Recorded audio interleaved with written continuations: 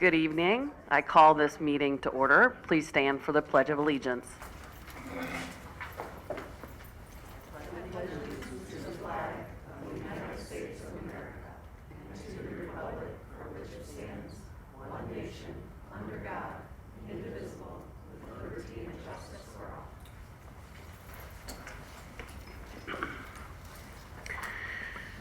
All right, we'll do attendance. Trustee McDonough? Here. Trustee Gibson? Here. Trustee Aldred? Here. Trustee Atchison? Here. Trustee Summers? Here. Trustee Campigiorni? Here. And Trustee Whitney? Here. All right, thank you. All right, as per Board of Education Policy Bylaw 2506, the superintendent or designee will preside over the organizational meeting until a board president is elected. I will call for nominations for the office of board president. Each board member will name his or her preferred nominee via the roll call process. If any one candidate receives 4 nominations, a motion would be made to elect that member to the office. If there are not 4 nominations, there are various ways that we'll handle the vote that are listed in the agenda. So we'll start roll call nominations for board president. Trustee Summers is not here. Trustee Atchison? I'd like to nominate Mike Whitney. Trustee Aldred? I would like to nominate Amanda McDonough. Trustee Campigiorni? I would like to nominate Amanda McDonough. Trustee Whitney? I would like to nominate Amanda McDonough. Trustee McDonough? I'll nominate myself. Thank you. Trustee Gibson? Amanda McDonough. All right, do I do the motion? Or does someone? All right, I need someone to do the motion. I'll do that. Thank you. I move to appoint Miss Amanda McDonough as board president for the 2026 calendar year. All right, support? Shane? Discussion? Do I do all in favor, or is it another roll call? Okay, I mean, I'll discuss. I just really appreciate Amanda's work this last year. I kind of said that last year when she was leading into it, that I really did appreciate her from the year before, and she didn't disappoint. I think she does a good job at. I mean, most of us now know her work ethic, and it's really second to none on the board. And so, I do appreciate her. Certainly keeping us all in the loop on emails, but also just her responses. We get a lot of emails, and I do appreciate that as well, and she leads in that way. So I think she's earned it. any other discussion? All right, roll call vote. Trustee Whitney? Yes. Trustee Gibson? Yes. Trustee Summers is out. Trustee Atchison? Yes. Trustee Aldred? Yes. Trustee Campigiorni? Yes. Trustee McDonough? Yes. Okay. All right. Thank you. Moving into our roll call nominations for vice president. Start with myself. I nominate Mike Whitney. Trustee Campigiorni.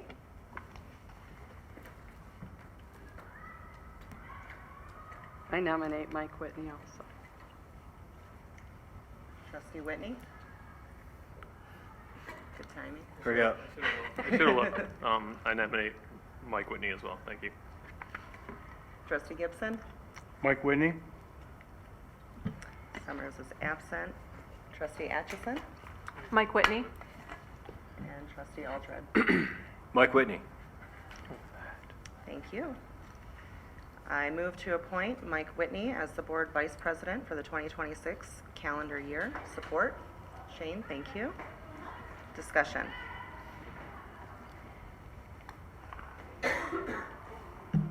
Great job, Mike. No, just say I think Mike was fantastic as a treasurer, and I have no doubt he'll do great as a vice president. So thank you for all your hard work. I would echo that. I think Mike has really shown excellence in his leadership roles, and I think this transition into vice president will benefit the whole team. So let's do a roll call vote.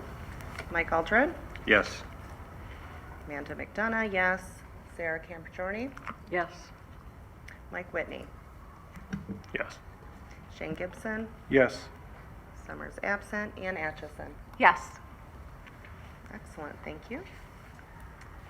Moving into secretary, roll call nominations.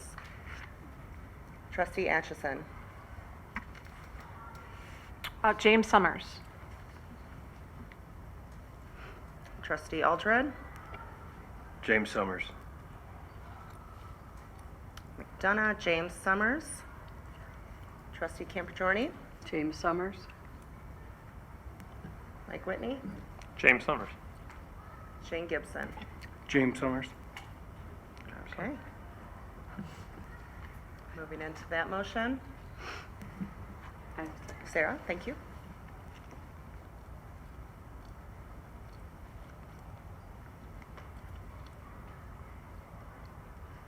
Did you want to make the motion? Or- I thought, Oh, James Summers. yep, Okay. thanks. Move to appoint James Summers as the board secretary for the 2026 calendar year. Support. Mike Whitney, thank you. Any discussion? Okay. Roll call vote. Summers absent. Ann Atchison, Yes. Mike Aldred. Yes.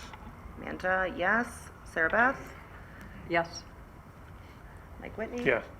Shane? Yes. Okay. Excellent.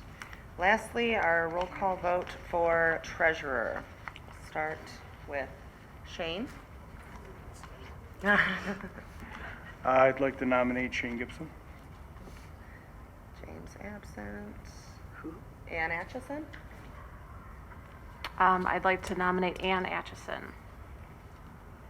Mike Aldred. Shane Gibson. Amanda, Shane Gibson. Sarah Beth Campigiorni. Shane Gibson. And Mike Whitney. Shane Gibson. Okay. You I want to make that? can do that. Thank you, Mike. Move to appoint Shane Gibson as the board treasurer for the 2026 calendar year. Support. I'll support. Discussion?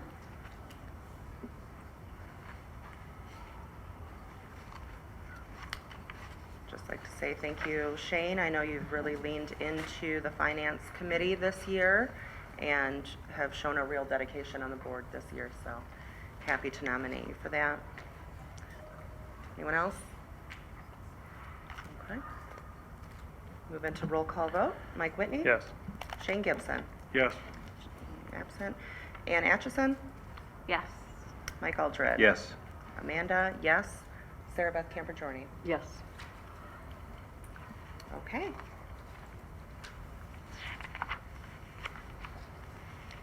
Now that that is settled,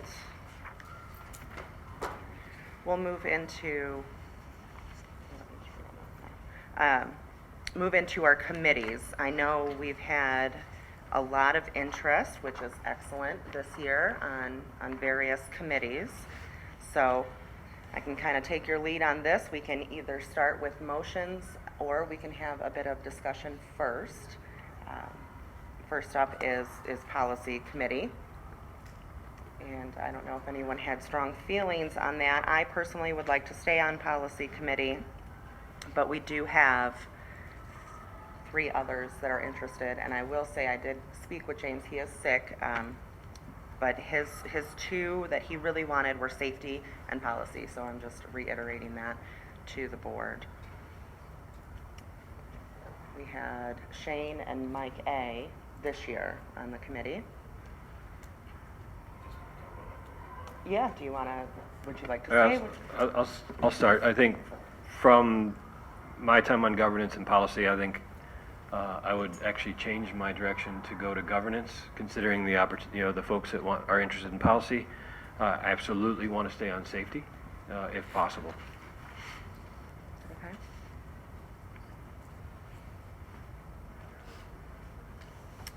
All right, so Shane, did you still want to remain on policy then? Just reiterating that?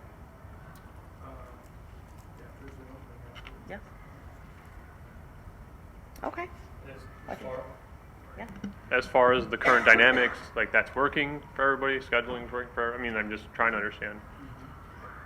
Okay, cool. Yep. We typically go Thursdays, the first Thursday of every month, and James had indicated that he would be available to move on to that. And if, Mike, you would like to venture into governance this year, I think that would be helpful. And Keith, okay? Cool. Well, then I'll go ahead and put a motion out. I move to appoint Amanda McDonough and Shane Gibson and James Summers to the Board of Education Policy Committee. Support? Sarah Beth, thank you. Any further discussion? All right, there's our policy committee. Yes. I mean, it has the roll call Yes, on there. roll call vote, yes. Sarah Beth? Yes. Mike Whitney? Yes. Shane? Yes. Absent. Ann? Yes. Mike Aldred? Amanda? Yes. Okay. Next is our Finance Committee. Again, we had a few extra who were interested. I will just say that I think it's important that our treasurer is on the Finance Committee. So those are my thoughts, and I know, Mike, this has also kind of been your baby for the last 3 years. So Yeah, what are your- I would appreciate the opportunity to stay on it. I think from a continuity standpoint, it makes sense. But yeah, I mean, certainly I'll let the board decide, but I would appreciate the opportunity to stay. Okay, and then we also have Ann and Sarah Beth who are interested in the Finance Committee. I've really enjoyed serving on it. I would love to continue and have that continuity. I know we have some projects ahead. I'd like to stay involved. So, yeah, I've enjoyed being able to serve on that committee. Okay. Sarah Beth, any input? Well, I've been keeping track of the accounts payable for quite a few years. So part of me wants to be on it, just so I can understand the finances better. But I also feel I'm okay on the governance, and I really want to stay on the district safety. Governance is helping me understand a little more of how we operate, because I've never been in the government box. So I'm okay if somebody else wants to stay on the Finance Committee instead of changing. Okay. Yeah, if anybody would like to make a motion? Move to appoint Shane Gibson, Mike Whitney, and Ann Atchison to the Board of Education Finance Committee. Support. Mike Aldred, thank you. Any further discussion? Okay. Move into a roll call. Amanda, yes. Sarah Beth? Yes. Mike Whitney? Yes. Shane? Yes. Absent. Ann? Yes. Mike Aldred? Yes. Okay. And there's our finance. Next committee is Governance Committee. Sarah Beth, thank you for your input. I understand you would like to stay. Yes. Ann, is that something that you are still interested in? Yeah, I would definitely be interested to stay. I feel my skill set is more helpful toward governance than it would be on district safety. So in terms of numbers and how many folks want to be involved, I'd love to stay, but I understand if other folks want to get involved. Okay. I won't speak for James, but I will say that in my conversation with him, he had expressed a stronger interest in policy than governance.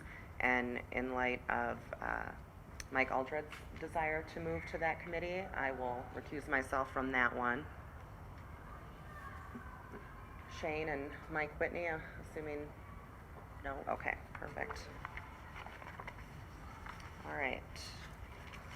I will go ahead and move to appoint Ann Atchison, Sarah Beth Camper-Jorney, and Mike Aldred to the Board of Education Governance Committee. Support? Shane, thank you. Further discussion? All right, into a vote. Mike Aldred? Yes. Amanda, yes. Sarah Beth? Yes. Mike Whitney? Yes. Shane? Yes. Ann? Yes. Okay. And next we have our District Safety Committee. I know there is a lot of interest on this one for this year in particular, so. Mike, I know you said you wanted to stay on that. Yeah, absolutely emphatic that I would desire to stay on this. The input, the knowledge, the conversations, the awareness, and just my flat-out desire to be on the safety committee. I ask for your vote. Okay. And then our other member this year is Sarah Beth. What are I your would like thoughts? to stay on it. Part of it for me is my social part. I now get to talk to the police and the fire and all the other parts of our district that don't necessarily a part of the board, so to speak. And I really enjoyed being on the committee. Hopefully, part of it is also just I can't do the other two that we have because of my schedule. So it fits great into my schedule with my life, so to speak. Okay. Mike and Shane? I've served on the safety committee before. I'm certainly open to it. It is a definitely an interest of mine, but I'm open either way, honestly. Okay. I don't have to be on there. Just yeah. Being that I'm on the other two committees and on the parent safety committee as well, I figure I can leave this spot for somebody else to have a voice. Okay. Thank you for that. I was the third member of that committee this year, and I know James had expressed a strong interest in getting back into that committee, and I do feel that all of our members who have served on that community do a really good job of keeping us aware and updated. And so I would be willing to take myself off of that one for this year and have James step in. Yes, please. Move to appoint Mike Aldred, Sarah Beth Campigiorni, and James Summers to the District Safety Committee. Support. Mike, thank you. Further discussion? Okay. To our roll call. Ann? Yes. Mike Aldred? Yes. Amanda, yes. Sarah Beth? Yes. Mike Whitney? Yes. Shane? Yes. James is absent. Okay. Next, we have our budget review. And there wasn't a lot of interest in this one this year. Shane had served as our previous delegate. Does anybody have an interest in that one?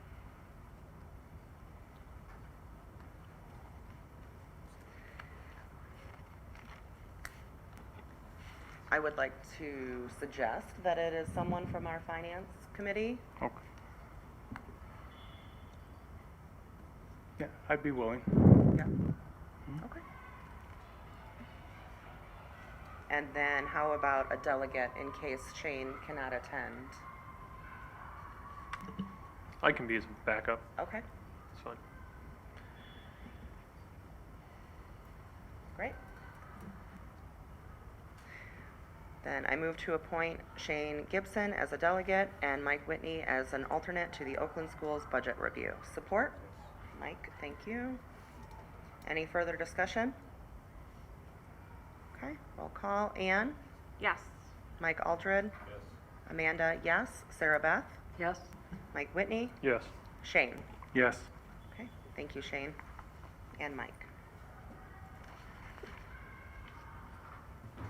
Next, we have our OCSBA Government Relations Committee.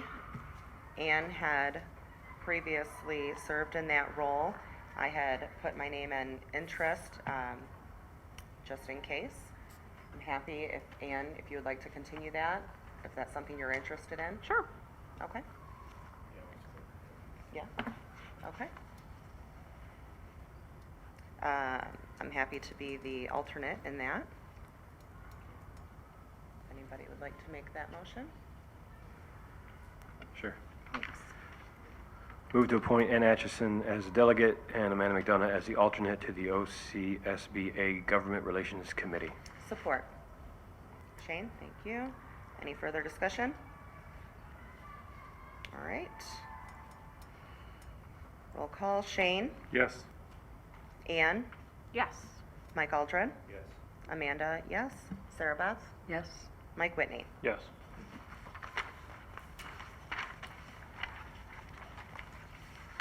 All right. Thank you all for your willingness to serve on various committees and provide input. It has been very valuable this year, and I have no doubt that the next year will be the same. Now, some housekeeping items.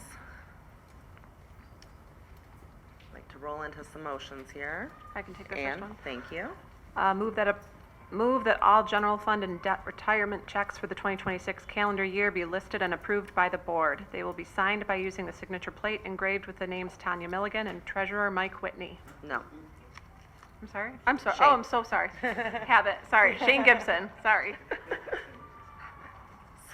Support? Mike Aldred, thank you. Any discussion? Roll call vote. Mike Whitney? Yes. Shane? Yes. Ann? Yes. Mike Aldred? Yes. Amanda, yes. Sarah Beth? Yes. Okay. Next one, I move that all payroll, internal accounting, and school lunch checks be signed for the 2026 calendar year by using the plate engraved with the names Tanya Milligan and Treasurer Shane Gibson. Support. Mike Aldred, thank you. Discussion. Roll call vote. Sarah Beth. Yes. Mike Whitney. Yes. Shane. Yes. Yes. Ann. Mike Aldred. Yes. Amanda, yes. Next motion. Mike, thank you. Sure. Move that the board president will be allowed to sign checks in place of the board treasurer only when and if needed. Support? Shane, thank you. Discussion? Roll call vote. Amanda, yes. Sarah Beth. Yes. Mike Whitney. Yes. Shane. Yes. Ann. Yes. Mike Aldred. Yes. Okay. Moving into item 5. I'm sure you've all seen the meetings schedule proposed for next year. Important to note that we switched it up a bit and have 2 meetings in December and 1 in November as opposed to the other way around. I think that would have been pretty beneficial this year as it turned out. Other than that, it's pretty standard. So move to approve the Board of Education 2026-2027 meeting schedule as presented. Support? Mike, thank you. Any discussion? All those in favor? Aye. Any opposed? Motion carries. Next, we'll need a motion for our legal counsel this year. Shane, thank you. All right, move to appoint Troon Law Firm, PC McNeil and Associates, PC Collins and Blaha, PC Taft Statinius and Hollister LLP, Clark Hill PLC, Miller Canfield, Lathrop GPM LLP, and Barnum LLP as legal counsel for Oxford Community Schools for the 2025-2026 school year as presented. Support. I'll support. Any discussion? All right, roll call vote. Mike Aldred. Amanda, yes. Sarah Beth? Yes. Mike Whitney? Yes. Shane? Yes. Ann? Yes. Excellent. Item 7, changes to the board agenda. I do have one. I would like to remove closed session for this evening. I know I've touched base with all of you, considering, Tanya's under the weather and we are missing a board member. We are going to postpone that to our second meeting in January. So, I'll make a motion to do so. Move to remove closed session from this evening's agenda. Can I get support? Shane, thank you. Any discussion? Okay, all those in favor? Aye. Any opposed? Excellent. Item 8, our scheduled public comment. We have one this evening. Marissa Prince, whenever you're ready. Oh, I don't foresee an issue, but technically, Mike Whitney, you would be our secretary for the Do you want me evening. to set a timer on my phone? You have it? This? It's 5. Yeah, you can just do it on the phone. Okay. Since the school shooting 4 years ago, I've worked to really understand the district's safety policies and procedures and practices in the schools that my children attend. I've watched as policies have been rewritten and attended policy meetings, given feedback on policies, including the bullying policy, which was updated in July of 2024. Tonight, we will see bullying data presented for the first half of the year.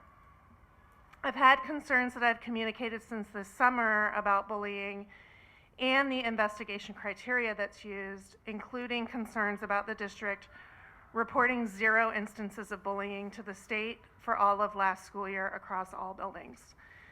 And I've had meetings with some of you to try to understand that. Especially because our student survey data shows that students feel they're experiencing bullying, and the numbers are even higher among federally protected classes of students. So what I think might be happening is I think we may be applying decision-making criteria when investigating bullying cases beyond what the Michigan state law calls for. So on the presentation tonight, we reference OWAS, which from my investigation is like more of a research-based prevention and education model. And concepts such as a power imbalance or repetition might be useful for designing prevention efforts, but they're not a part of Michigan state law and they're not required elements under the board policy either.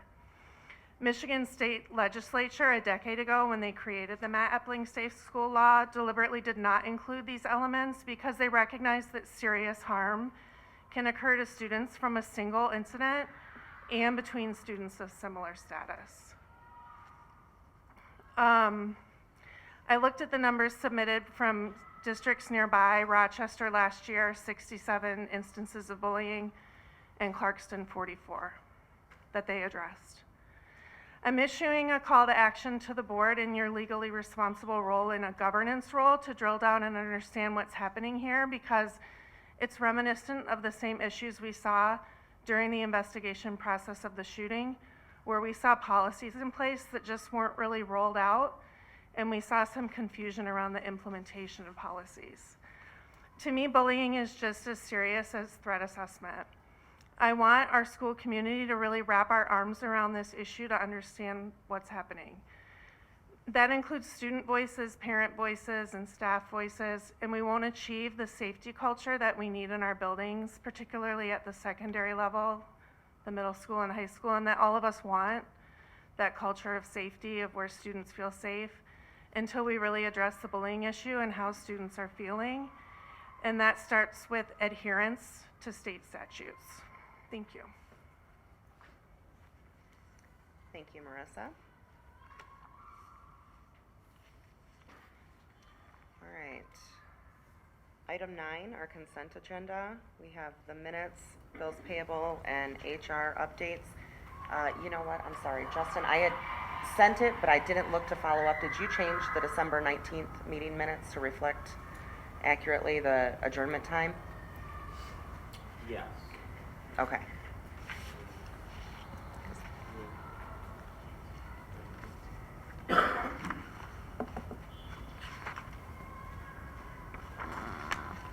Is that on board book? The printed copy is incorrect. No, I don't think I got your email. What was the time was wrong? So on the December 19th meeting, it shows that the meeting adjourned at 11:20 PM. It was supposed to be AM.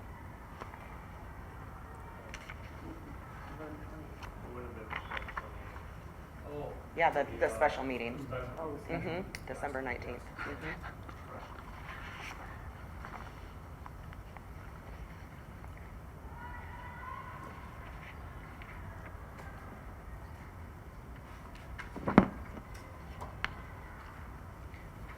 While he's adjusting that, were there any discussion items on the rest of the consent agenda?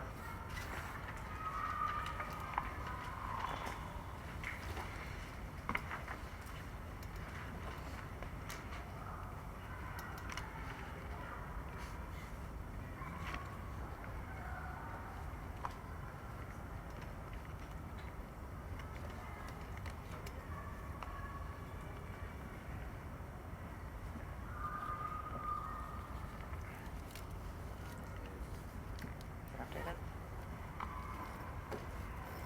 Good? Okay. Thank you. All right, move to approve the consent agenda as presented. Support, Shane, thank you. Any discussion? All those in favor? Aye. Any opposed? Motion carries, thank you. Item 10, our superintendent's report, starting with Dr. Milligan. All right, good evening, everybody. First of all, I want to thank the board for your support in moving the closed session. I really appreciate your flexibility. To start my update, again, I want to ground us in our vision, mission, and core values. Unfortunately, I was unable to attend Ad Team today, but they continue to ground their work in the strategic plan, and today they use the data dashboard to have a mid-year reflection, and from what I understand, had some great conversation around that, so I appreciate their efforts. Tonight's highlights, I'm going to share some information about the upcoming Portrait of a Graduate community sessions. I have quite a few school and department highlights, and then Dr. Williman will share her mid-year safety update. So on January 28th, we have 2 sessions, community sessions, to get input on the revised Portrait of a Graduate from 1:30 to 3 p.m. or 5:30 to 7:30 p.m. We're also going to hold our community of a whole here at OES on the 27th from 6 to 7 p.m. And that'll be another opportunity for community members to come and give input into the Portrait of a Graduate. So as indicated there, the Portrait of a Graduate, this is shared description. So what we all want in the skills, knowledge, and qualities for our students when they leave our school district. We are essentially guaranteeing that all graduates of Oxford Community Schools will have these qualities. So that's why it's so important that we have community voice. We've reached out to our community businesses because our hope is that they will employ our students currently and in the future. So it's a great opportunity to have that voice and give that input.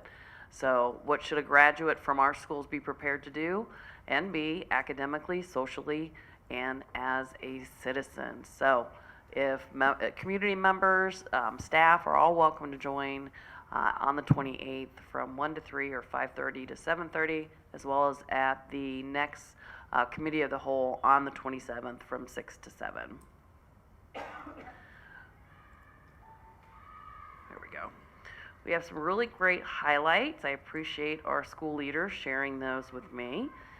So these are some highlights from Clear Lake. Clear Lake students learned about Dia de los Reyes Magos in Spanish class, exploring the cultural traditions celebrated on January 6th in many Spanish-speaking countries. They sampled Rosca de Reyes and learned about customs such as finding the hidden figure in the bread and children leaving their shoes out to receive small gifts. Also at Clear Lake, they celebrated their positive behaviors and gathered as a whole school one last time for 2025 with a Christmas sing-along. And the Clear Lake Super Singers performed, and the teachers put on a skit for the school, so I have no doubt that was very entertaining. In addition, 78 students have been recognized so far this school year as a PBIS Golden Ticket winner for being very principled and caring while there is a guest teacher in the classroom. Guest teachers at Clear Lake are incorporated into the school's positive behavior recognition system and are the only staff able to pass out golden tickets, which earn a ticket to the book vending machine. And if you haven't had a chance to see that vending machine, it's super cool, and the kids love it. All right, at Crossroads, lots of great things at Crossroads. Started off with a visit from the Oxford Wildcat Pack, Hope and Al. Mrs. Malberg, our district lead handler, brought the facility dogs for a visit, and these pictures speak volumes. The kids absolutely loved it. We also recognized our PBIS Students of the Month for December and had a great staff Christmas party at the Legacy Center G's Pizza.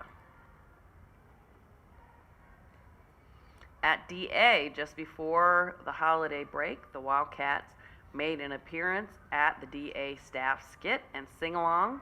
Even though the office had a near life-sized Mr. Boyd elf, I'm sad I missed that, our student leadership team voted Mrs. Allen's Hanukkah-themed door as their favorite.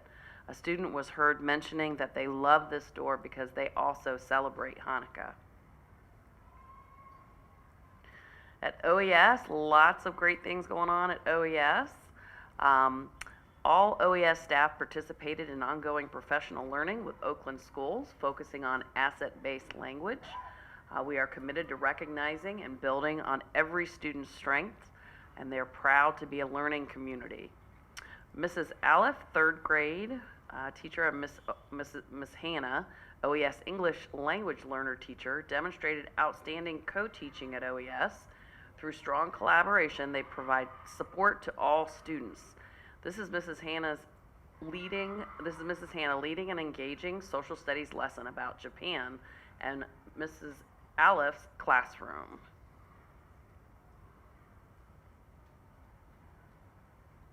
I think I skipped one. Sorry about that. I believe I skipped a slide. I might have got them mixed up. Did I read about the Christmas? Did I switch them? I'm a little out of it this evening. I apologize. So these were the classrooms. That was the learning, and that was the classroom I was speaking about. So I apologize. I think I flipped the slides. Now we'll go back to this one. All right. We had a magical weekend before break at Oxford Elementary. From our school-wide sing-along to classroom parties where students dressed up as snowmen, holiday spirit was everywhere.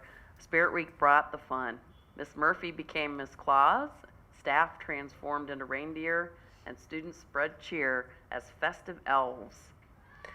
At our OES Extended Day program, it was bursting with creativity and leadership. Student leaders with a passion for the arts organized and presented Frozen for their peers. For months, they practiced lines, gathered props, and created costumes to bring the magic of life on stage. And finally, the third picture there, OES kicked off the new year with our Reteaching PBIS Expectations Assembly. Student Council took the lead, sharing key essential agreements with their peers. Proud to see student leaders making a difference at OES. Ooh. The struggle is real. All right, Lakeville. A very special thank you to our PTO for organizing our Detroit Lions Assembly at Lakeville last month. Rory, the Detroit Lions mascot, brought great energy and helped our students learn the key characteristics of being amazing leaders for life. Just before the holiday break, the Grinch made a surprise appearance at Lakeville in an attempt to disrupt our holiday sing-along and staff skit. In the end, the tables were turned and he embraced the true spirit of the holiday season. And the third picture there, students from OMS welcomed Lakeville students by playing holiday music as they arrived at school. At OHS, we have the upcoming talent show on January 28th from 6 to 8:30 p.m. I think this was the one that got snowed out last year, so let's keep our fingers crossed. Our kids are so very talented, so if you're interested in seeing their amazing talent, that would be a great event to attend. And congratulations to our Oxford wrestling team winning the Oakland County Tournament Championship.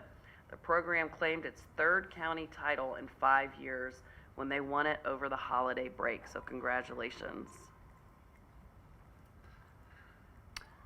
And of course, we have our OHS Christmas card. I don't know who all received that, but I'm always entertained by their shenanigans, including their amazing outfits. So that definitely brings the holiday cheer.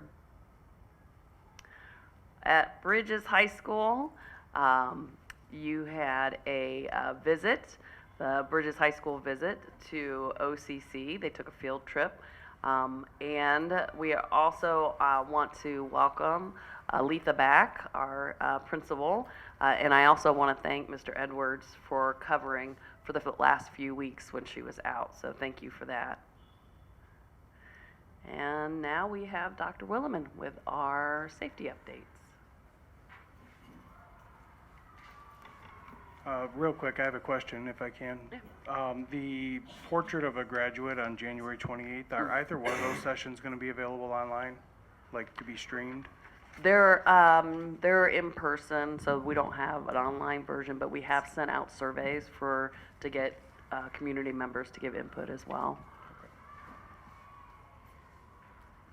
All right. Good evening. I'm going to be here. I don't have a little clicker, and mine's in my bag, so I You will. want this one?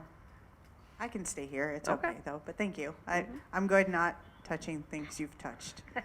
I like you, but I think everybody enjoys when I'm at work. Thanks for that. I just want you to get healthy too. So there's that. So today I'm bringing mid-year data on threat assessment, suicide risk assessment, and bullying, as well as some information on Gaggle Reach Out. And so as a reminder for everyone, we got to see this delightful one-pager for most of the first semester of school. And it really was that anchor chart like we talked about to really dig into all of the complex systems that we have in place here to address both physical and psychological safety. That is still up on the school safety and security webpage for anyone who may need it.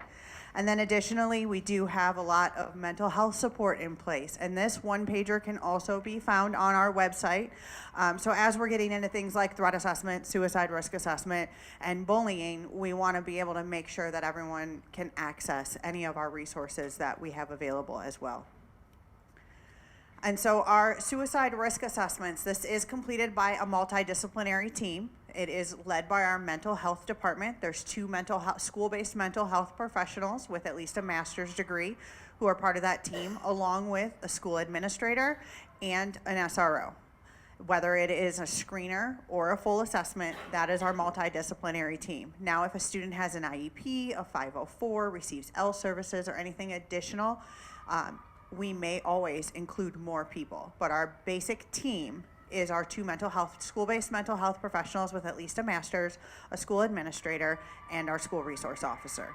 And so there's a couple of links there. We have our board policy for suicide prevention, our administrative guideline, as well as information on the Columbia Suicide Severity Rating Scale, which is the model that we use for our suicide risk assessments. And so our data for this part of the year, we had 57 screeners, 26 full suicide risk assessments for a total of 83.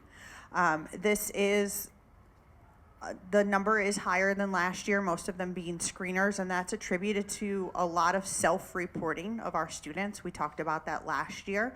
A lot of that number continues to rise because we not only have students that are self-reporting, we also have students hearing their friends say something. And as I meet with my teams and we talk to each other, I always equate it to I had a dog that would hear something and she'd tilt her head. And that's kind of what we think of. If it's something that makes you tilt your head, report it. And so we are seeing an uptick in screeners, which is comparable with what's happening across the country.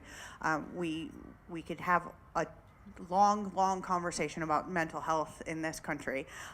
But what's important to see here, because of the number of screeners that we're doing, that means people are reaching out for help, whether it's themselves or they're reaching out on behalf of their friends. And so I think that's just such a great thing that we have kids, staff, anyone feeling that they're comfortable to be able to report that. For threat assessments, we also have a multidisciplinary team. This is led by your campus principal or other administrator on that campus, a school-based mental health professional with at least a master's, and a school resource officer. Similar to when we have our suicide risk assessments, if the student has an IEP, 504, receives L services, etc., more people will be part of the team. But our basic team is a school-based mental health professional with at least a master's, a school resource officer, and a school administrator. And you can find a lot of information on that through our board policy, and there are a couple of AGs associated with threat assessment and concerning signs and warning behaviors, but the one that's linked here specifically speaks to the process of threat assessment intervention. And then we use the National Threat Assessment Center model. A lot of people can confuse the idea of BTAM, or Behavior Threat Assessment Management, with NTAC, or the other CSTAG is another model. Behavior Threat Assessment Management is kind of the big umbrella, where NTAC is the model that we're using. So what we're using for our Behavior Threat Assessment Management is the National Threat Assessment Center model, also known as the Secret Service model. And then we do have, I am a trainer through a grant that the Michigan State Police Office of School Safety earned a few years ago. And then additionally, myself and Melissa Cree, who is one of our school psychologists, we are master trainers through the Department of Homeland Security, a certification that approximately 439 people in the entire country hold. And there are 6 of us in Oakland County that hold that certification. And so from this data, we've had a total of 78 screeners. We had 9 full threat assessments and a total of 87. The screeners have, again, gone up a little bit, but it is our culture of see something, say something, and wanting people to report. We have, again, a lot of students overhearing something, teachers overhearing, parents have been great contacting their schools about anything that they overhear. We've had bus drivers overhear things. It really has become that please report it. Similar to suicide risk assessment, something that makes you tilt your head, or I've heard like your hair stand up on your neck, you want to report that. And those are all screened, similar to our suicide risk assessment, with a multidisciplinary team. The FOLs have pretty much remained consistent, but as we know from the Guidepost report, immediately following the tragedy, we were doing 300% more threat assessments than school districts of our size and makeup. And so that's why we developed that screening process the way that we have, is because we do encourage see something, say something, and we let our multidisciplinary team be able to work through that process. And no matter if it's a screener or a full, whether it's a threat assessment or a suicide risk assessment, it's not an A to Z idea. So a student could have a screener and still have code of conduct tied to it, or a mental health referral, or check-ins, or secondary searches, just as if it was a full. So limiting a screener or a full, that doesn't limit what the teams processes can be. And as was put on the bottom of both charts, we do ask about access to weapons. In both our screeners and our full, we ask the parents and the students in the screener, and then our school resource officers are able to check the lean system in fulls. And so we're able to inquire about that no matter what it is. In suicide risk assessments, we do broaden that term to be dangerous instrumentalities to include lethal weapons, because as we know, a student that may have suicidal ideations may not be specifically referencing a lethal weapon. And so just being able to cover everything that we could possibly think of with that. And so getting into bullying prevention, Quick question. we have, yes. For the threat assessments, maybe I missed it, but from our total number on that, do we understand where we lie or where we are in regards to the national average on this? You mentioned it on the suicide. I just wanted to kind of the same bar on this one. Because we still cast a very wide net, we have, and that's why the screening process is so well developed here. It is a lot more reporting than other districts. As far as full assessments, we're still a little higher, but because we have the teams that we have in the training, our staff across the district they're able to spot some things that some school districts who are still, because the state law doesn't go into place to require threat assessment teams until next school year, they're still in that learning process where we have all of those processes already developed at this point. And so it's a little different to compare us to even school districts in our area because of the work we've done to develop our systems and processes.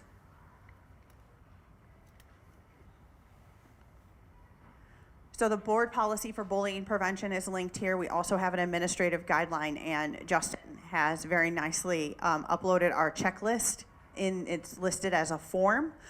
So you're able to see that that's taken directly from our administrative guideline and put into a checklist form, because it helps anytime we can have checklists to be able to give reminders for the pieces that we need to do.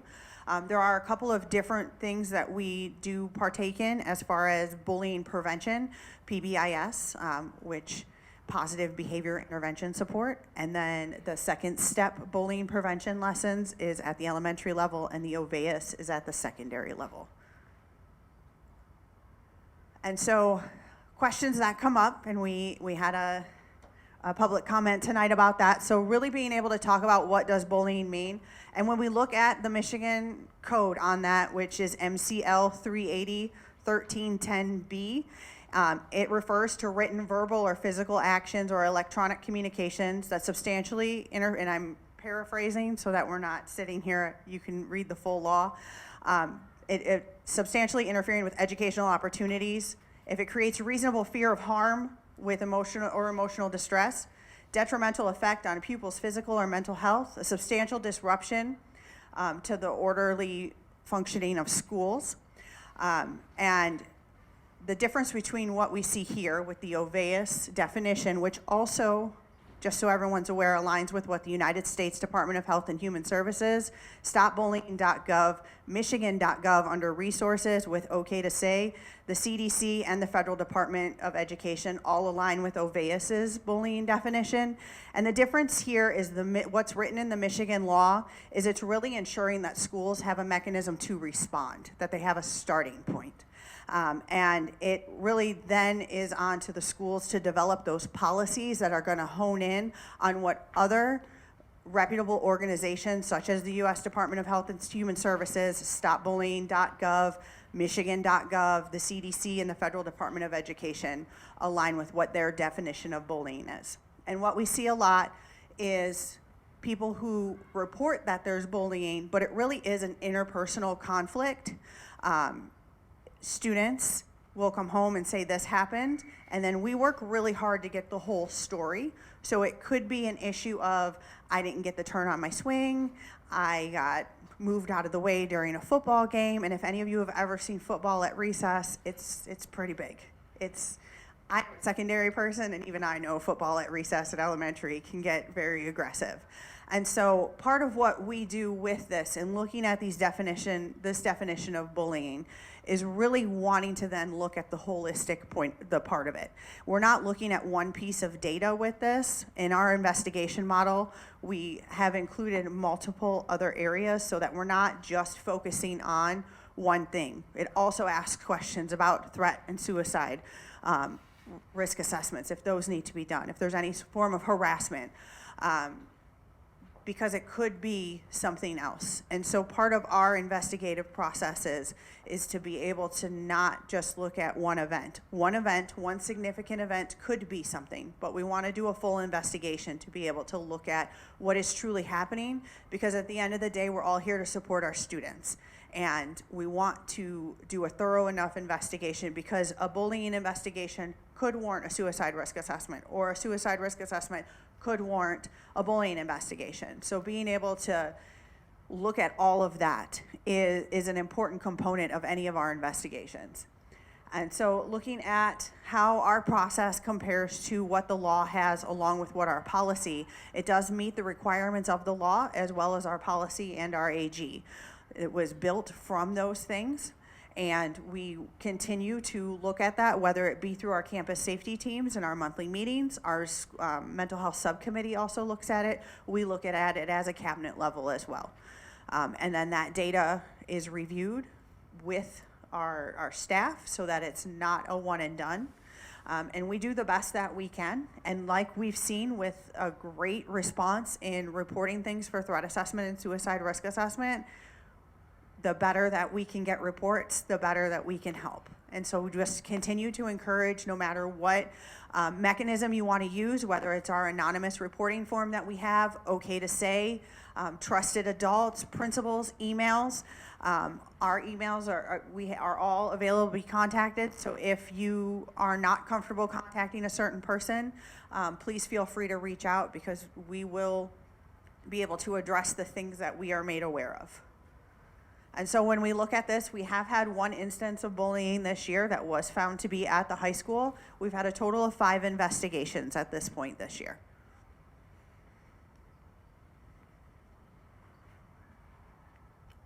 And then the last piece to share is Gaggle Reach Out. This is a repeat from what was presented this summer, and I've given a couple of data points on this so far this year, but it really is just that additional layer. We've made some transitions on our PM Gaggle teams with administrators and myself, and the sheriff's office being able to take on the overnight pieces of it. But this is, again, I'm not a mental health professional, and so being able to have that available to our students at any time has been great. And sometimes, as you'll see on the next slide, they just need somebody else to talk to. We all do. Sometimes it's just nice to have someone outside of our lives to be able to check in on us, because it's nice to have that neutral person. It's great to be able to have your best friend and your spouse and whoever else, but sometimes you just want someone else to be part of it. And so it really gives kids a chance to connect and have that personal communication with someone that's not necessarily connected or living in their situation. And we have what here is an example of a personalized QR code for our district. And one of the posters, I know they've been shared out in newsletters, they've been posted around schools. I know it's in ClassLink as well, so students are able to access it. They don't have to walk up to a poster in the hallway and scan the QR code and hope their phone doesn't get taken away. They can access it directly from ClassLink. So we're looking at various ways so that our students are able to get the help that they need. And so we get reports from this. This is a small snippet. There are more that engage in conversations, but majority of those are they just wanted to check out the system. They wanted to see what happened. So I didn't include this data. The data that you see here is actual conversations that our students and actually a couple of staff have had with the mental health professionals that are available 24/7 through Gaggle Reach Out. And some of those were just general, just feeling uneasy. Just wanted to talk, and friendship issues, dating issues, grades, stress, anxiety, all typical children and teenager behaviors. Anytime that there would be anything serious, whether it be a student or an adult that report that information would be provided to us, which would then activate a threat assessment, suicide risk assessment as appropriate. They would also let us know if there was any sort of CPS referral that was made due to that, or if the authorities were called for any reason, so that we would be able to partner on that. But it's not, I don't get to know like what all the friendship issues are, but anything that reaches that level of threshold that could be part of a suicide risk assessment, threat assessment, CPS, or law enforcement involvement, they will notify us for that. And that is my presentation. So questions? I have another one. And I may end up pulling Christine up here, depending on the question. Yeah, so we go back and just kind of looking at the investigation data for the bullying. Yes. I'm hesitant to ask on a national average because this is hard to even talk about. I mean, bullying is not great, and any of the other investigations or assessments aren't great either, but it feels like this is low. Do we have a sense of where we are on this bullying data investigations? And yes, I respect and thank you for all of the precursor information that you've done and the layout of education and all of that. But when it comes down to this data here, this would be great if it's 100% factual, but it seems low. Where do we fall on the national average and any other input when it comes to this total number? So it'd be difficult to say that there is a comparison because I don't have access to internal documents that other districts use as far as their reporting. I can definitely speak with the county group that I run to see what their processes are, because we've been working on that with our threat assessment and suicide risk assessment. But at this time, it would be very difficult to be able to say, just because I know what our process is, I know how we got there, I can't say yes or no to theirs. And I know there's been discrepancies. What we're seeing, especially Christine and I, as we go through the anonymous reporting form, we're seeing more interpersonal conflict than anything, which we still want people to report. So report everything that you think may be something so we can investigate it. What we've also seen, and I've been part of this with a principal and I reviewing a situation, we started a bullying investigation because we suspected it. And it's kind of that going back to the like tilt your head, hairs raise on your neck. The principal and I opted to open an investigation because we wanted to know more information. So I don't have a great answer for you because we're not using uniform tools. So it's easier when we're talking about threat assessment or suicide risk assessment because there are multiple districts that are using the NTAC model. There are multiple districts and different entities even using the Columbia model, but everyone's not using a consistent bullying investigation tool or even using the exact same processes that we do, so it's just difficult to answer. Right, and I respect absolutely that our processes, I think with our experience, may be more robust than others. I guess my follow-on question would be, with the numbers we have from the threat assessment numbers being what they are, and the suicide numbers being what they are, is there a correlation that could be found or realized between those two assessments, which would then correlate to bullying, right? Is one synonymous with another? And I say that only to say it feels like the bullying number is low, and I don't want it to be high. I'm not trying to get to that, but with respect to the nature of today's world and all of the social economic impacts, but I think more social than anything, my fear is we're missing something only because we have all the robust mechanisms to track it, measure it, and of course we're attentive to it. I'm just wondering, with the higher numbers on the other two assessments, investigations, are we missing something on tying in the bully to the rest of them? I'm just wondering if there is an avenue to look into that, and just another step on tracking it and okay to say and other things that you can correlate a different number. And if this is the number, good on everyone, but I just wanted to ask. I will say on okay to say, I have received over my 3 years here 0 okay to say calls referencing bullying in any way, shape, or form, and more, I would say majority of them are about self-harm than anything, but none of the okay to says have referenced bullying in any fashion. And it's posted everywhere. it's in my email signature. And I have missed one phone call from OK to Say the entire time I've been here because I was actually presenting at a board meeting and Mr. Barlis picked up the call for me. So that's, we will definitely keep talking to our administration with it, but it really is so important for kids, parents to report it. And that seems to me something that's interesting, given how many students are self-reporting or friends are reporting. If survey is showing what it's showing, which it is, and we have so many kids that are willing to report if their friends are expressing suicidal ideation or any sort of concerning or threatening behavior, why is this not getting reported at the same level?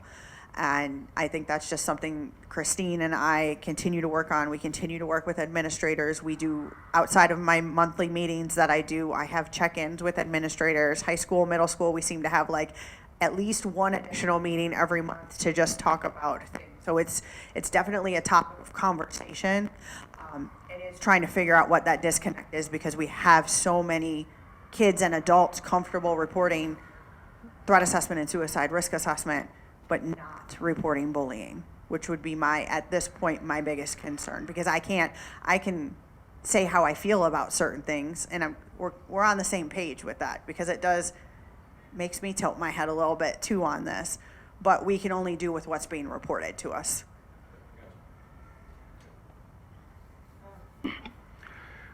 I have a question regarding the bullying data as well. I can't help but feel that 5 investigations is incredibly low. In order for something to qualify as bullying for the one incident that it looks like you guys recorded as bullying, does that require discipline in order for that to fall into that category? No. So what categorizes the one bullying versus the 4 that weren't? Given that there's only one instance of bullying, I wouldn't be able to speak to that in a public setting because it could possibly give away student information. Okay, so I guess I'll go further to say that OES, I have questions regarding that there's one investigation and it was found to not be bullying. I know of one personally that there was a bullying allegation, and then I was made aware of a second one. The one that I know of personally was found to be bullying, according to the administration from OES, yet it's not on your graph, and I'm wondering why. I am not aware of that one, and all of those are supposed to be entered into Raptor Student Safe because that's where we house that. And we also check in with our pupil accountant who controls the Power School side of that. So I will be following up with that administrator and would be able to give you an answer on that later. All right, it's just a little disheartening. We had this conversation last school year about bullying reporting, and here we are discussing this again, and it appears we don't have factual data. So just hoping we can work towards that at some point. Well, the data that's up here aligns with what's in Power School and what's in Raptor Student Safe. Who enters that in? It is incumbent upon the principals to do that. Okay, thank you. I'm wondering a bit about the discrepancy as well, to go off what Mike said. We have this factor, and I would like to better understand because, for example, in November, we received documentations from a FOIA request that showed a bullying investigation report, a couple of them. It was redacted, but you could see at the end, it asked, what made you determine that it's bullying? And for one, for example, it said, well, only 2 of the 3 criteria were met, so it's not bullying. And the one that it did not meet was the power imbalance. And so it says that is not in Raptor at this time, but we've seen from November these bullying sheets that do include it, and it's not. So I'm just trying to really understand how much weight that particular metric has on our results. Well, it's part of a team decision, part of the investigative team, so I cannot speak to the makeup of every team on every campus. So we would have to go through each case and consult with the team that conducted the bullying investigation to be able to give specific answers as to their decision-making process. So those two sheets, because the sheets were different themselves, so is every building using a different? No, everyone Sheet? puts their bullying investigation information into Raptor Student Safe. Okay, so the sheets are outdated that we have seen. Is that what I'm understanding, or are they still being used? The bullying investigation information that we align with what's in Power School and what's here is put into Raptor Student Safe. That is the expectation. That is what's on our checklist. If someone is opting to use a different form, they are not using the correct form. And that will be addressed with administrators as I have the monthly check-in meetings. Okay. Okay, and then I know I had put it in the Q&A and it was answered that, you know, according to the law, that this data plus the repercussions are to be reported to the board, and it was mentioned that that would have to be requested, so I would just like to formally say I would request to see that information. Okay, I'll work with Dr. Milligan to get you that information. Okay. All right, I think I'm good. Anybody else? Okay, well, thank you very much. Thank you. Appreciate it.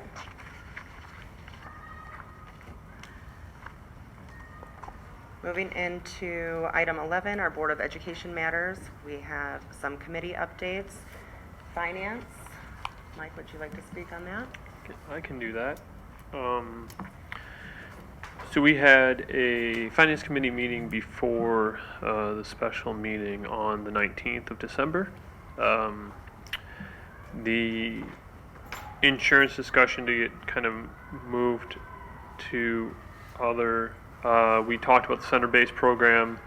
The target completion will be in before the start of next school year. They had they were scheduling an all stakeholders meeting. The ISD should approve actually today. I don't know if that was correct, and they did. And they did. There you go. And we talked about some of the other items that we were between the walkthrough and such, and some of the maybe add-ons that we were talking about. So that would be the kind of the next step after this approval now. That was all for center-based. For the debt refunding, we closed that on 12/17. The savings was actually better than thought previously. So it was around 400K savings. And so that was a good news before the break. And then that also means this year we'll focus on paying down some of the bond as well, the bonded debt. We have the Facility Standards Master Planning Committee. So there's I guess a large sampling of voices across the district. It's target to have the big picture of standards by midsummer. And then goals. The goals will be stretched, a stretch goal but reasonable. And then many will come back to the Finance Committee. It'll kind of, that'll be the loop after how to pay for those next steps or whatnot.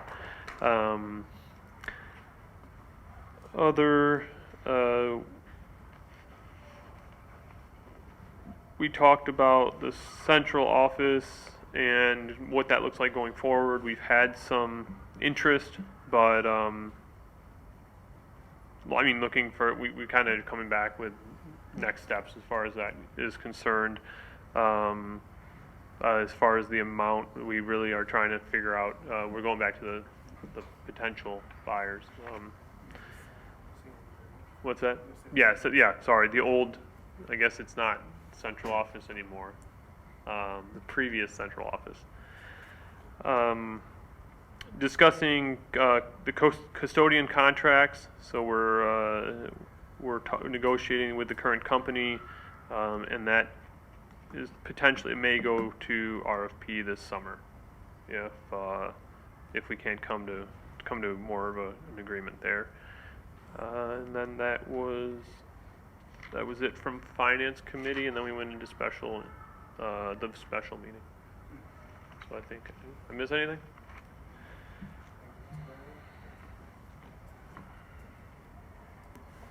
Thank you for that. Any questions for finance? Okay. Governance, Anne, would you like to give the update for that? Sure.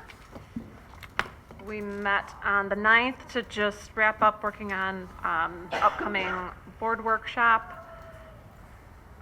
So just kind of fine-tuned some of those fact patterns to work on, and then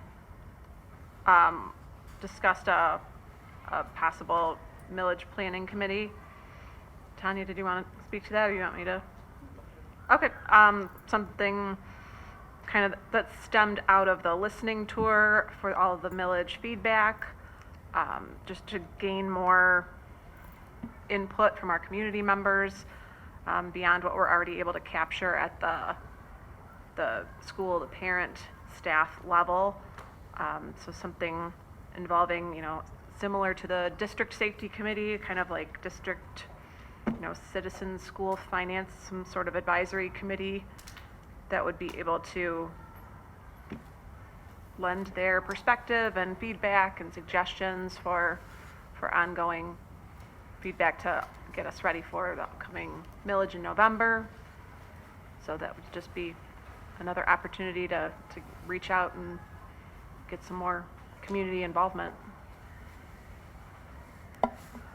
Were you thinking like an ad hoc committee for that, or formalizing a committee within the board, or could you elaborate a little bit on that? We just discussed the possibility of making it more formal so that it was something that could be regularly scheduled, similar to the layout of the district safety committee. Okay. Okay. So we would need interest of board members to join that and be our liaisons. Okay. Excellent. Thank you. Anything else? Did I miss anything? I think that's about it. Okay. Any other questions for governance? Policy, we actually reschedule, we're postponed because, as I think I mentioned at the last one, we're getting into a bit of heavier policies as far as the memorial policy goes. And so before really delving further into that work this past week, we decided to postpone until we knew the makeup of the committee, which it was a good thing as we had changed one of our members. So we did not have a policy committee, but we will have one this month. Moving into item B, our field trip approval. You had that information in your packet. Would anybody like to make that motion? Yeah, thanks, Mike. Move to approve the OMS field trip as presented. Support? Shane, thank you. Any discussion? All those in favor? Aye. Oh, I'm sorry. Did you? Can I go with them? Can you go? Right? You actually can if you want to. They have the lottery that you can get into, and if you need that email, I'll send that to you. Okay, thank you. I used to live there, near there, so I'm like, I would love to go back. Oh, fun. I think I want to go just to embarrass my daughter thoroughly, because just my mere presence will do that. Okay. That age. Okay. All those in favor? Aye. Any opposed? Motion carries. Excellent.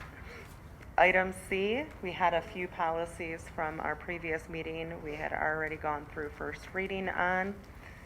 So with that, go ahead, Shane.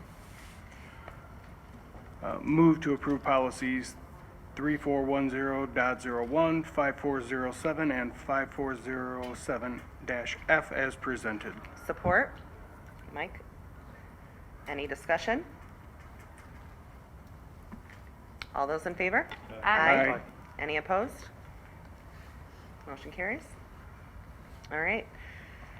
Item D, we have a FOIA appeal, and you should all have seen the synopsis of this along with the associating legal opinion. We would like to have conversation if somebody wants to put a motion out first. Remember to uphold the denial means that it will not be fulfilled, and to reverse the denial means that it will be fulfilled as requested.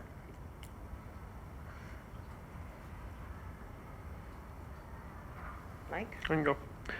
Move to uphold the denial of the Daniel Krojak FOIA number 25-69. Support? Sarah Beth? Discussion? Shane? Yeah, looking over all the documentation and the legal advice, and I understand all that. I hate to always be the one to feel and to bring the point of view, I guess, into the discussion, but I just, I think there's some things within this that we could provide, but I know it's got to be very specific as to what we provide. And I guess I'm making my point as clear as mud, which I'm not meaning to, but I think in this instance, I understand upholding the denial. I think with a little bit of a tweak of the request could, I think, very easily be fulfilled. Just, again, my personal opinion. I actually tend to agree with you on that one. I can see where it would be in the best interest to uphold this specific appeal, but when we are talking about the substance of the appeal, I do think that there's very valuable information that even as a board member, I would like to see come out of this. I understand the need for, protecting the safety and the personal information of our staff, but I also see that I would like to understand myself better where the trainings are taking place, what schools are being covered, what certifications are being provided. So with that being said, I feel exactly what you're saying right now. But I would be in support of upholding the denial itself.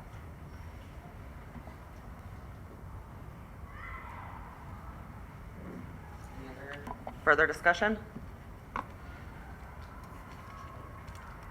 Okay. Motion on the table. All those in favor? Aye. Aye. Any opposed? Motion carries. Unscheduled public comment, do we have? Thank you.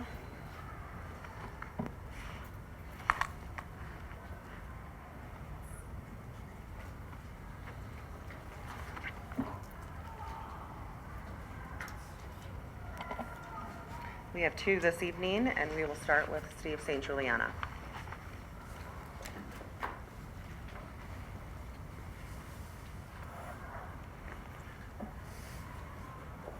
Good evening. I have two items actually I want to discuss. The first being, once again, the safety update. Key piece of information that was left off. I've been waiting 3 months for this to be addressed. And maybe I've missed it. I've been out of the country for a bit. I've tried to watch the online meetings, etc. But what about the failure? You talked about the threat assessment. What about the instance of total, absolute, abject failure by the school to follow through on your procedures? No mention of that whatsoever. Where is the OVA principal?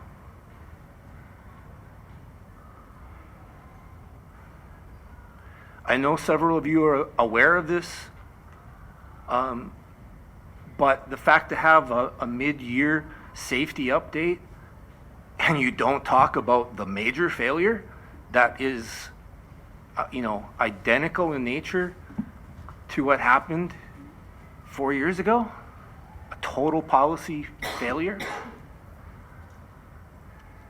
I think you really should be asking yourselves, are you doing justice to your role right now? Because not a single one of you asked a question about that, brought it up for public discussion. And that is unacceptable, totally unacceptable. You cannot talk about transparency when you keep doing this kind of actions. You're hiding. You cannot improve if you're not talking about your failures.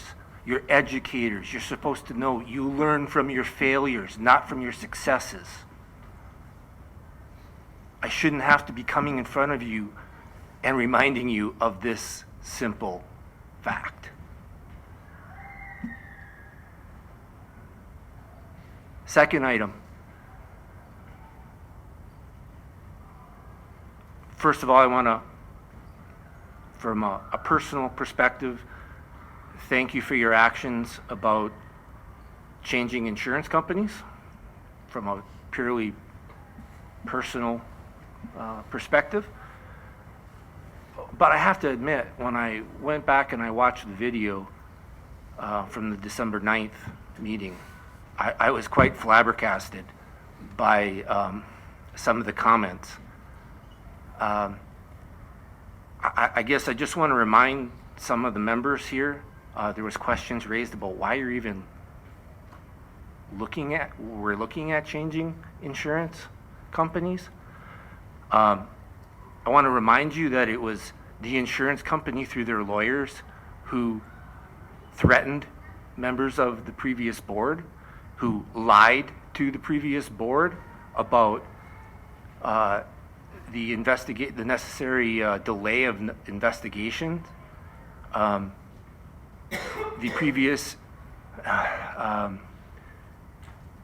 insurance company who, through their lawyers, tried to intimidate teachers into not cooperating with the investigation.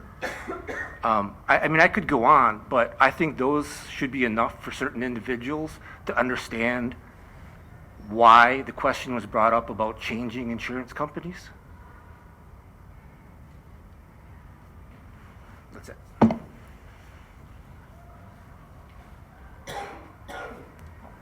So sorry. Thank you, Steve. Our next speaker is Marissa. All right, real quick on the bullying, the issue of the disconnect on why it's not reported. Have you talked to a high schooler or a middle schooler lately who's being bullied? They don't want you to report it. They beg you not to.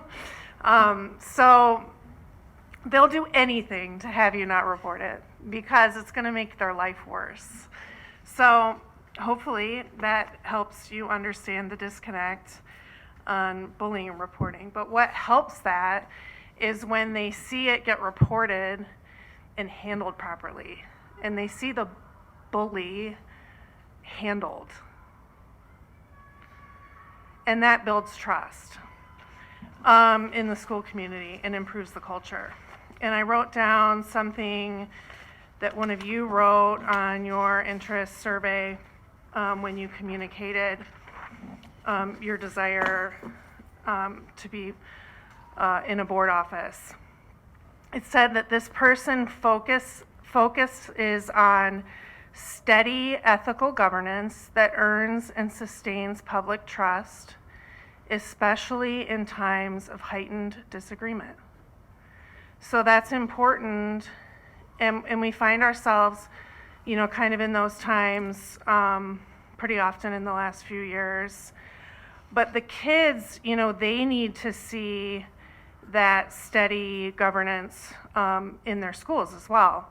And they notice that, and I think our administrators, they work so hard and they're trying, you know, to make these crucial decisions and judgment calls. It sounds to me like we might not have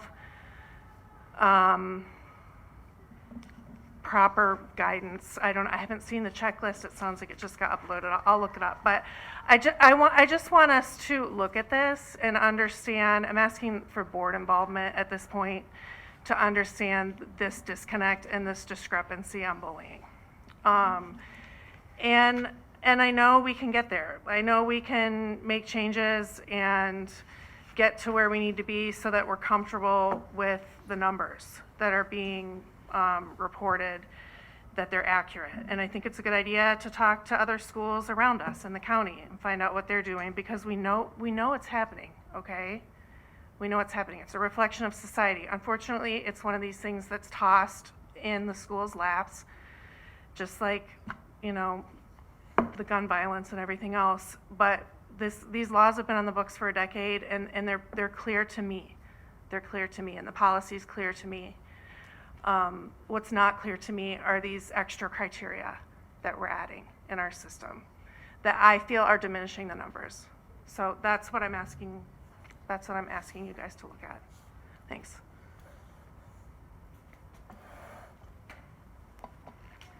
Thank you, Marissa. All right, item 13, we have our upcoming scheduled activities. As Tanya mentioned, we have the Community of the Whole. That will be our next meeting in January. We have Count Day coming up, and of course looking ahead to midwinter break. Item number 14, any administrative clarification, Dr. Milligan? Item 15, our final board comments. That's right.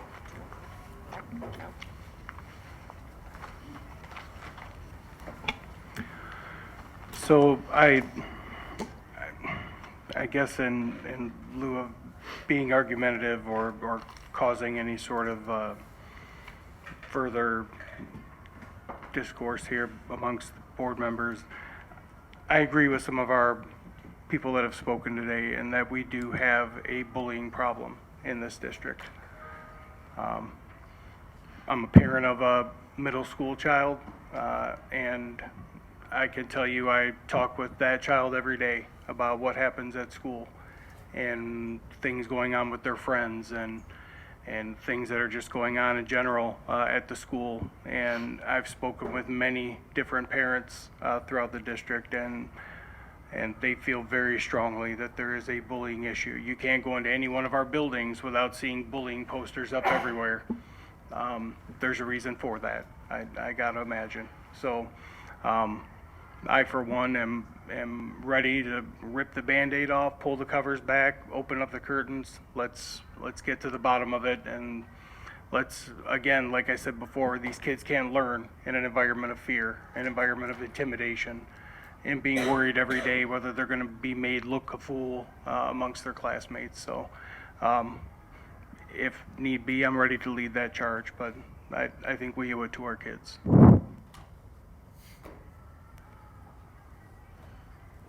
Thank you. Any others? Actually, Sarah? bullying has been a problem for well over 20 years. When we lived here on Pontiac Street, our neighbor's grandson went to this school, OES, and it got to the point where by the time he was in middle school, he was walking over to Red Barn subdivision to catch a Lake Orion bus and graduate from Lake Orion, because it just got worse every time, even when it got reported to the police.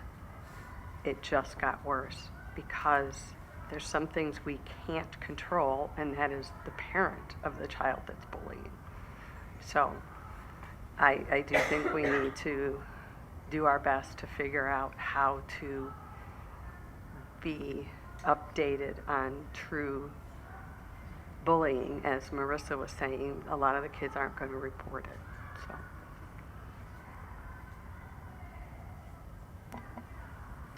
Thank you. Any others? Okay. Well, considering we are not moving into closed session, it is 8:05 and this meeting is adjourned.